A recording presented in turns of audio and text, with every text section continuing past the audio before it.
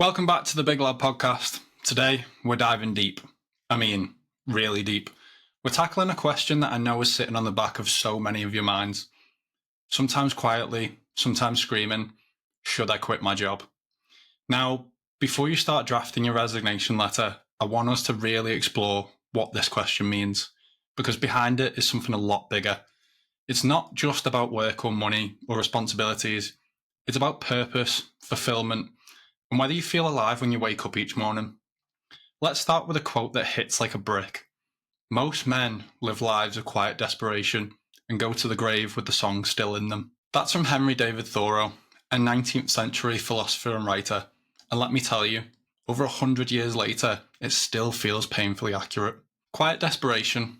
Think about those words. It's not chaos, it's not explosive, it's silent, subtle, slowly eating away at you while everything on the surface looks fine. Every day, millions of people wake up, commute to work, punch in, go through the motions and come home feeling empty.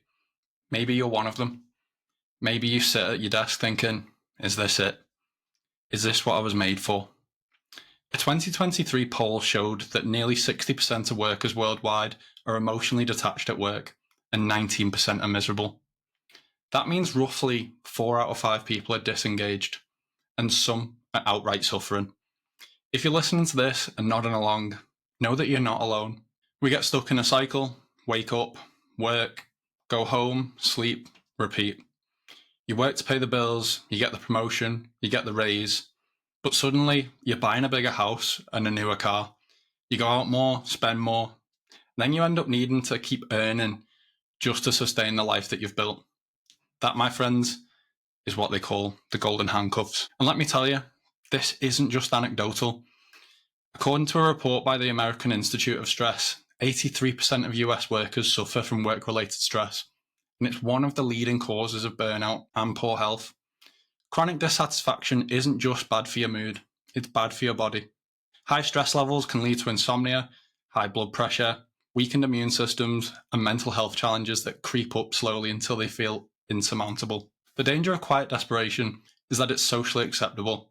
It hides behind polite smiles, decent salaries, and professional titles. But beneath that facade, there's often a deep sense of longing, a hunger for more, for freedom, for authenticity, for a life that feels like your own.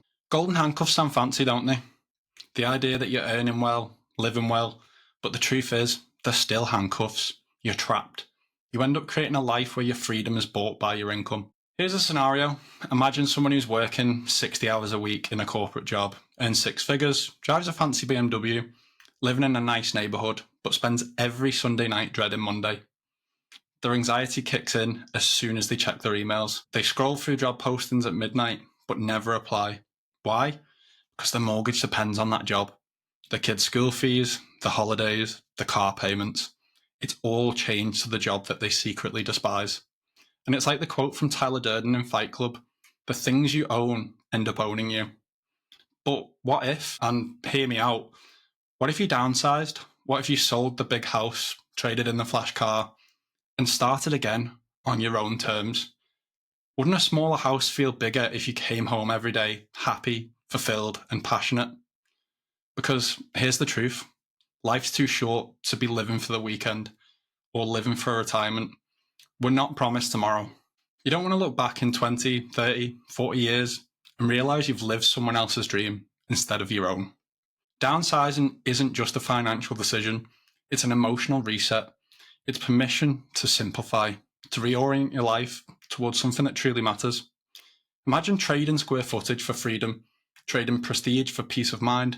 Imagine the space that opens up, not just in your calendar, but in your soul. There's another layer to this. When people start questioning their jobs, it often brings a full-blown identity crisis. We attach so much of our worth to what we do. Hi, I'm so-and-so, I'm a lawyer, I'm a banker, or I work in marketing. It becomes part of who we are. So the idea of leaving that job, it doesn't just feel like a career move, it feels like losing a part of yourself. But your job isn't your identity. You're not the job title, you're not your LinkedIn bio, you're not the paycheck. You are the sum of your values, your passions, your impact, and your relationships. When you realise that, you start to loosen the grip that work has on your self-worth. Think about it. If your job vanished tomorrow, who would you be? That's the question that many people avoid because it forces you to confront parts of yourself that you've ignored. The hobbies you've let go, the dreams you've shelved, the version of you that exists beyond the office. We hear a lot of people say, follow your passion, and yeah, it can sound a bit fluffy, but what if it's not? What if you found something you love and just started building, little by little, in the evenings, on the weekends, that side hustle, the creative project, or that business idea? Start small, start consistent, and grow. It doesn't have to be glamorous, it just has to be real. Think of it as planting seeds, one by one, day by day. You water them, you nurture them, and eventually something beautiful starts to grow. According to the Harvard Business Review, people who engage in passion projects outside of work report significantly higher life satisfaction, not because they're making loads of money, but because they feel like they're living. Whether it's art, music, coaching, woodwork, coding, writing, whatever it is, when you pour your energy into something that lights you up, everything else starts to shift. Your mindset, your motivation, your mood. Here's something people don't talk about enough. A lot of people will be so much happier earning less money, living a simpler life, but doing work that they find meaningful. Let's take two people. One earns £100,000 a year, hates the job, feels burnt out, dreads waking up. The other earns £30,000 doing work they love. Maybe it's teaching, maybe it's art, maybe it's coaching, but they wake up excited, they feel connected, they feel alive. Who's really winning? Yes, money does matter, but once your basic needs are met, more money doesn't necessarily make you happy. And study after study confirms this. In fact, a university study found that the ideal income point for happiness is about £45,000 to £50,000 a year for emotional well-being. Beyond that, happiness levels off. More money doesn't equal more joy. We spend so much time chasing things like status, recognition, and promotions that we forget to ask ourselves, do I even like this? Does this feed me? Is this what I want my legacy to be? Let's talk about the big one, maybe the biggest one. Why don't most people do this? Why don't they leave that soul-sucking job and pursue something they love? It's because they're scared of what other people might think. We put so much value into other people's opinions, whether that be family, friends, strangers on social media. People will stay miserable just to keep up the illusion of success, just to avoid questions, just to avoid people talking. But the truth is, nobody's thinking about you as much as you think they are. People are too busy worrying about themselves, and if they do judge you, let them. Let them judge you while you build a life that you actually like waking up to. In 100 years' time, everybody that is alive today will no longer exist. So why worry about their opinion today? In the grand scheme of things, it's not that deep. And as Steve Jobs said, your time is limited, so don't waste it living someone else's life. So what does this look like practically? Start by taking some notes. What are you actually passionate about? What would you do if money wasn't an issue? What skills do you have that others might pay for? Then look at your lifestyle. What can you cut? What can you live without? And how can you buy back your freedom? From there, start creating a side business, content, services, whatever. Learn, grow, adapt. Build the escape plan brick by brick. Most importantly, don't wait until the time is right, as there never will be. Start now and learn as you go. Save money, build that emergency fund, take online courses, network, get a mentor, create a 1 or 2 year exit strategy. Be methodical, but don't lose the fire. Go all in. One of the biggest lies we tell ourselves is it's too late. But let me tell you this. Vera Wang didn't become a designer until she was 40. Colonel Sanders started KFC in his 60s. And J.K. Rowling was broke and jobless when she wrote Harry Potter. It's never too late to start. It's only too late if you never begin. Let's address the fear directly, because it's not just about opinions or money. It's about the fear of failure, the fear of starting again, the fear of not being good enough, the fear of judgment, or the fear of making the wrong choice. The human brain is wired to avoid discomfort, to seek safety. So naturally, the unknown terrifies us. But here's the thing, growth only happens in the unknown. Sometimes we have to break ourselves down and redirect to build ourselves back up to be something greater than we could have ever imagined. Will Smith once said, God placed the best things in life on the other side of fear. That hits deep. Think back to your proudest moments. They probably started with discomfort, nerves, maybe even panic. But you did it anyway. That's courage. And courage is the bridge between the life you have and the life you want. So, how do you face the fear? You don't try and eliminate it. You learn to walk with it. one foot in front of the other. Despite the nerves, you build your bravery through action. Each small win chips away at the doubt, and slowly, fear becomes fuel. Try this exercise. Visualize the worst case scenario if you take a chance on yourself. Write it down, and then write how you recover from it. Now, write the best case scenario. Ask yourself, which one of these is worth fighting for? To me, the answer is pretty obvious. We always talk about the risks of quitting, but what about the risk of staying? The slow decay of passion, the Sunday scaries, the stress-related illness, the relationship strain, the missed birthdays, the lost time of your kids, creativity that withers, the joy that disappears. You know what's even scarier than failing? Regret. A palliative nurse named Bronnie Ware wrote a book about the top 5 regrets of the dying. The number 1 regret, I wish I had the courage to live a life true to myself, not the life others expected of me. Like that hit, that's really what's at stake here. Let's talk practically again. Downsizing isn't defeat, it's a strategy. You don't need the big house, the flash car, the designer gear. That stuff doesn't impress anyone who truly matters, and it's keeping you stuck. What if you moved into a smaller place, took on less debt, cut your expenses in half, and gave yourself breathing room and lived within your means? People talk about freedom like it's abstract, but here's a simple formula. Freedom equals low overhead and high control over your time. And guess what? You can create both.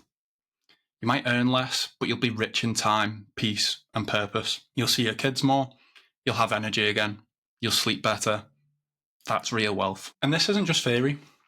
People do this every day. Pat Flynn was laid off from his architecture job in 2008. Instead of scrambling back into the 9-to-5 world, he doubled down on an online study guide that he'd been building. That site also grew into a massive business called Smart Passive Income, which is now earning millions. But more importantly, it gave him freedom, time with his kids, ownership of his day, and it all started with a redundancy. Lisa Condon, she didn't start a career as an artist until she was in her late 30s.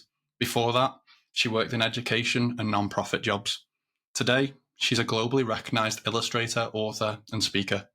She proves that it's never too late to reinvent yourself, and that creativity can be a career, not just a hobby. And then we have Dan Price. He was the CEO of Gravity Payments, which again was making millions. But in 2015, he slashed his own salary and raised his employees' minimum wage to $70,000 a year. He left the traditional success narrative behind and leaned into meaning.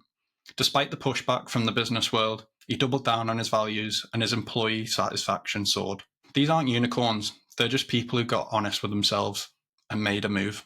We spend more time planning holidays than planning our lives. That's got to change. Ask yourself, what does an ideal day look like? Where are you? Who are you with? What are you doing? How do you feel when you wake up? And what do your mornings, afternoons, and evenings look like? Now, once you've got that picture, build backwards from that. If your ideal life involves flexibility, impact, or creativity, ask what roles or businesses support that. Research it, test it, prototype your next chapter. Don't just quit to escape, quit to pursue. That's the key difference. Maybe you're thinking, that sounds great, but I can't just walk away right now, which is totally fair. But here's the thing, you can start the process now, and that alone changes your mindset. Start setting aside a freedom fund, start networking in the space that you want to move into. Start creating, writing, posting, experimenting. Start putting your future first, even if it's just 30 minutes a day. And I don't want to hear the same old excuse, I don't have the time. If you really want to change your life, then you'll make the time, prioritizing your life and happiness. Progress creates momentum, and momentum changes everything. Let's bring it back full circle. Most men lead lives of quiet desperation, but you don't have to. You can live a life of courage, of clarity, of purpose. You can build something that makes you proud. It won't be easy, it'll challenge you, but you'll wake up with the fire in your chest and not dreading your stomach. So don't settle, don't sleepwalk, don't wait for permission. Write your own story and make it one worth telling. Here's the bottom line. You get one life. One. Don't spend it stuck. Don't spend it waiting for a better time. The truth is, there's never a perfect time to make a big change, but there is always a time to start. Take small steps every day towards something better, something yours. Whether it takes 6 months or 6 years, keep going, and when the time is right, take the leap. You weren't born to live a life of quiet desperation. You were born to live a life out loud. I hope you've enjoyed this episode. If it has hit home for you, share it with someone else who needs to hear it. And please do me a favour, if you did enjoy it, please drop it a like, or even better, a review or comment. Send me a DM at the Big Lad Podcast or tag me in your stories on Instagram. I want to hear what you get up to. Thanks for tuning into the Big Lad Podcast. I'll see you next Sunday at 10 a.m. Until then, keep pushing forward and I'll see you in the next one.